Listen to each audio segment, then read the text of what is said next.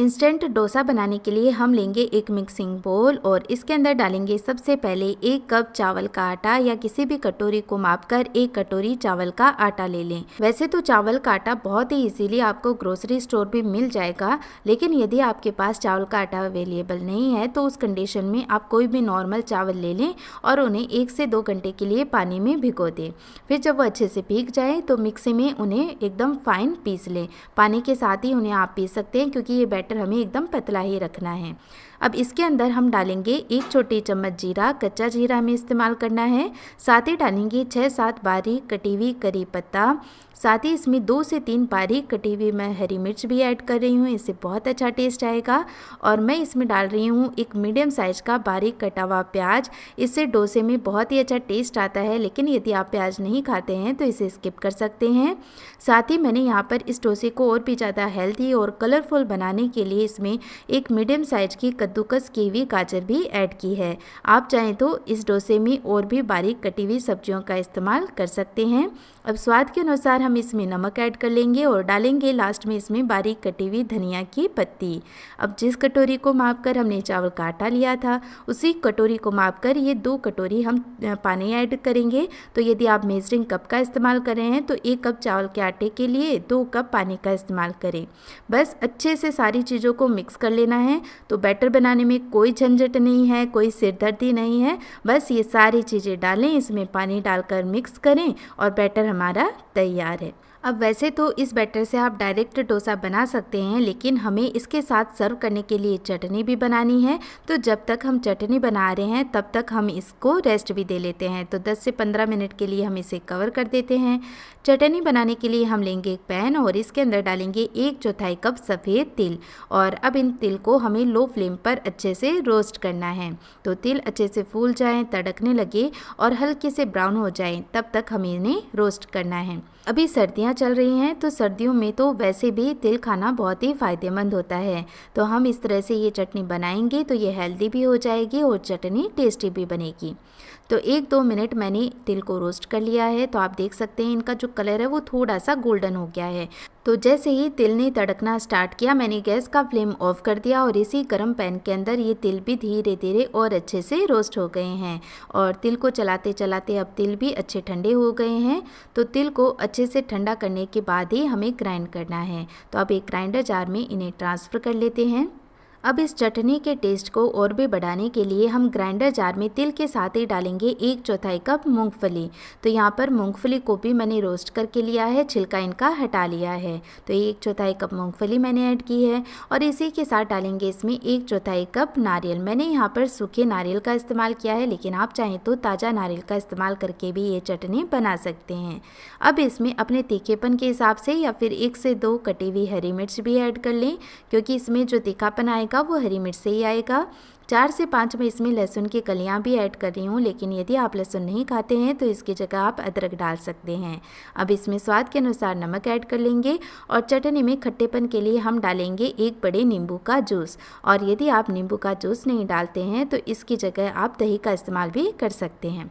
अब इन्हें ग्राइंड करने के लिए थोड़ा सा इसमें हम पानी डाल लेंगे और सारी चीज़ों को एकदम फाइन ग्राइंड कर लेंगे। बहुत ईजीली ये ग्राइंड हो जाएंगे। अब चटनी की कंसिस्टेंसी आपको किस तरह की पसंद है उसके अकॉर्डिंग इसमें पानी डालकर इन्हें ग्राइंड कर सकते हैं। अब इस चटनी को मैंने एक बोल के अंदर ट्रांसफ़र कर लिया है और इस चटनी के टेस्ट को और भी बढ़ाने के लिए हम एक तड़का इसके लिए तैयार करेंगे। तो एक तड़का पैन में हम 1 से 2 चम्मच तेल गरम कर लेंगे।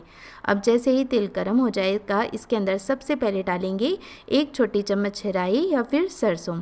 तो मैं यहाँ पर 1 छोटी चम्मच सरसों का इस्तेमाल कर रही हूँ। सरसों के साथ ही मैं इसमें डाल रही हूँ 1 छोटी चम्मच जीरा। अब सरसों और जीरा पकने में थोड़ा सा समय लेते हैं, इसलिए हम सरसों और जीरा को पहले थोड़ी देर के लिए पका लेते हैं ताकि ये अच्छे से पक जाए और इनका बढ़िया सा फ्लेवर इस तड़के में आ जाए। कुछ सेकंड लगातार चलाते हुए मैंने इन्हें पका लिया है। तो अब सरसों तड़कने लगी है और जीरा भी ब्राउन हो गया है। तो अब मैं गैस का फ्लेम ऑफ कर दूंगी, क्योंकि अब जो चीज़ें हम डालेंगे उसे बहुत ज़्यादा गर्म तेल की ज़रूरत नहीं है। तो मैं इसमें डाल रही हूँ 6 से 7 करी पत्ता, साथ ही डालेंगे 1/4 छोटा चम्मच हींग और 2 साबुत लाल मिर्च और कुछ देर के लिए इन्हें भी पका लेते हैं। तो इस गर्म तेल के अंदर ये चीज़ें बहुत ईजीली पक जाएंगी। तो ये हमारा बहुत ही टेम्पटिंग सा तड़का तैयार है और इस तड़के में से खुशबू भी बहुत अच्छी आ रही है। तो ये तड़का हम लगा देंगे फटाफट इस चटनी के ऊपर और चटनी के अंदर इस तड़के को अच्छे से मिक्स कर लेंगे। आप इस चटनी को इस डोसे के साथ ही नहीं बल्कि नॉर्मल डोसे, इडली, उत्तपम, वड़ा सब के साथ सर्व कर सकते हैं। सबके साथ इसका कॉम्बिनेशन बहुत अच्छा लगता है और साथ ही यदि स्टोर करना चाहें तो 5-6 दिन के लिए इसे फ्रिज में स्टोर भी कर सकते हैं। और इधर बैटर भी रेस्ट ले चुका है तो एक बार फिर इसे अच्छे से मिक्स कर लेंगे। तो बैटर देखिए एकदम रनी होना चाहिए, गाढ़ा बिल्कुल नहीं होना चाहिए। हो सकता है आपका चावल का आटा ज़्यादा मात्रा में पानी अब्जॉर्ब करे तो उस कंडीशन में आप पानी की मात्रा भी बढ़ा सकते हैं। तो जब वो डोसा बनाएं तब आपको पता चल जाएगा कि इसमें कितने पानी की ज़रूरत है। तो एक बार अच्छे से मैंने मिक्स कर लिया है। डोसा बनाने के लिए यहाँ पर मैंने एक नॉन स्टिक तवा लिया है और इसे तेल से ग्रीस कर लिया है। तो बहुत ही ईजीली इससे जो डोसा है वो तवे से निकल आता है। जब आप बैटर तवे पर डालें तो एक बार फिर अच्छे से बैटर को मिक्स कर लें क्योंकि चावल का आटा नीचे तले में बैठने लगता है। और बस इस तरह 2 से 2.5 कलची मैंने बैटर की इस तवे पर फैला दी है और बहुत ज़्यादा मोटा इसे नहीं फैलाना है, इसे एकदम पतला और जालीदार ही रखना है। मीडियम फ्लेम पर हम इसे पका लेंगे। तो जैसे ही ये पक जाएगा तो साइड में से कॉर्नर हैं वो अपने आप ही छूटने लगेंगे। तो इस तरह एक पलटे की सहायता से पहले हमें इन कॉर्नर्स को स्क्रैप करना है और फिर बहुत ही सावधानी से, बहुत ही इजीली ये उठ जाता है, कोई दिक्कत नहीं है। इस तरह देखिए पलटे की सहायता से नीचे से इस डोसे को इस तरह से उठा लें तो बिल्कुल भी ये डोसा फटेगा नहीं, बहुत ही इजीली तवे पे से निकल जाएगा। और ये डोसा है वो हेल्दी भी है क्योंकि हमने इसमें गाजर का इस्तेमाल भी किया है और गाजर का इस्तेमाल करने से ये डोसा बहुत ही अच्छा कलरफुल भी लग रहा है। और ये देखिए डोसा कितनी आसानी से तवे पे से निकल आया है और इसे मैंने ऐसे फोल्ड कर लिया है। बहुत ही कुरकुरा डोसा बना है और यदि आप इसे और भी ज़्यादा क्रिस्पी करना चाहते हैं तो इसे ज़्यादा देर के लिए पका लें तो ये और भी ज़्यादा क्रिस्पी हो जाएगा। तो ये एक डोसा हमारा 2 से 3 मिनट में बन कर के तैयार है। और दूसरा डोसा बनाने से पहले तवे को फिर से तेल से ग्रीस कर लें, गैस का फ्लेम मीडियम रखें और बैटर को एक बार फिर से चला दें। तो क्योंकि चावल का आटा नीचे बैठ जाता है तो जब भी डोसा बनाएं एक बार फिर बैटर को चला लें और बस इस तरह 2 से 2.5 कलची बैटर का तवे पर फैला देंगे। जब आप डोसा का बैटर तवे पर फैलाएं तो ध्यान रखें कि पहले बैटर कॉर्नर पर डालें और फिर सेंटर में डालें। तो इससे जो डोसा बनेगा वो एकदम गोल बनेगा और एकदम परफेक्ट बनेगा।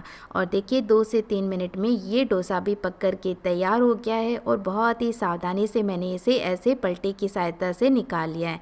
तो बस पलटे को डोसे के इस तरह नीचे लगाते हुए निकाल लें डोसे को, बहुत ही इजीली ये निकल जाता है। परफेक्ट टेक्सचर, परफेक्ट जाली के साथ ये हमारा चावल का इंस्टेंट डोसा बनकर के तैयार है। तो है ना इस डोसे को बनाना कितना ज़्यादा आसान। और यदि आप किचन में बिगिनर हैं तो भी आप इस डोसे को बहुत इजीली बना पाएंगे। तो ना ही बैटर बनाने का झंझट है और न ही डोसे के टूटने का। तो बस इसी तरह से हम सारे डोसे बना करके तैयार कर लेंगे। और देखिए कितनी बढ़िया जाली बन करके तैयार हुई है और बहुत ही अच्छा क्रिस्पी डोसा बन करके तैयार हुआ है। तो तैयार की गई चटनी के साथ हम इस डोसे को सर्व करेंगे, बहुत ही ज़्यादा टेस्टी लगेगा। तो फ्रेंड्स मैं आपसे रिक्वेस्ट करती हूँ आप भी एक बार इस तरीके से ये चावल का डोसा बनाएं, आपको बहुत पसंद आएगा। तो आप भी ये डोसा बनाएं और अपना समय बचाएं। फ्रेंड्स कैसी लगी आज की ये रेसिपी मुझे कमेंट करके ज़रूर बताना। वीडियो पसंद आया है तो इसे लाइक करना, अपने चैनल को सब्सक्राइब करना भी मत भूलना। मिलते हैं एक और नई वीडियो के साथ, तब तक के लिए बाय बाय।